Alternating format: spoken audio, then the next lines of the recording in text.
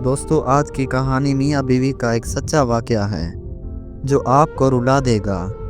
एक औरत अपने शौहर से तलाक ले रही थी। उसके 2 बच्चे भी थे। औरत के वकील ने सब कुछ तैयार कर लिया था, सिर्फ उसके खावंद के दस्तखत बाकी थे। खावंद ने वकील से इल्तिजा की कि मुझे पता है अब उसके बाद सारी ज़िंदगी मैं अपनी बीवी बच्चों से दूर हो जाऊंगा। मेरी एक इल्तिजा, मेरी एक ख्वाहिश मेरी बीवी से कर दो कि मैं अपनी बीवी बच्चों के साथ कुछ घंटे गुजारना चाहता हूँ। वो अपने बच्चों को लेकर कल कोर्ट आ जाए, वहाँ से मैं उनको अपने साथ ले जाऊँगा। उसके बाद आकर मैं दस्तखत कर दूँगा। उसकी बीवी बच्चे सुबह कोर्ट आए। उसके शौहर ने अपने बीवी बच्चों को गाड़ी में बिठाया और साथ ले गया। छोटा बेटा बोला, पापा मुझे मम्मा के साथ आगे बैठना है।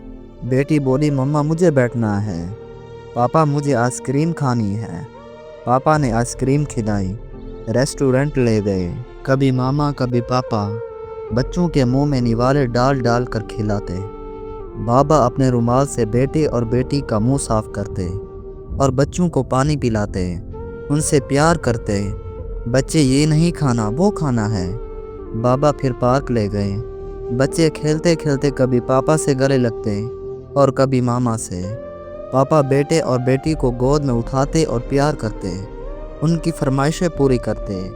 बेटी बोली, पापा हमें अपने घर जाना है, नानी अम्मा के घर नहीं जाना, आप हमें अपने घर ले जाइए ना। बच्चे ज़िद करते। पापा कहते, ठीक है बेटा ले जाऊंगा। बेटा बोलता, पापा हमारी गाड़ी बहुत खूबसूरत है, तेज़ चलती है। वो गाड़ी सही नहीं है, मैं बड़ा होकर तेज़ तेज़ गाड़ी चलाऊंगा। पापा की आंखों में आंसू आ गए और बोले, ठीक है बेटा चला लेना जब बड़े हो जाओ। काफ़ी वक्त निकल चुका था। वकील भी बार बार फ़ोन कर रहा था कि कोर्ट बंद होने वाली है, आप वापस आ जाइए, मुझे भी जाना है आगे।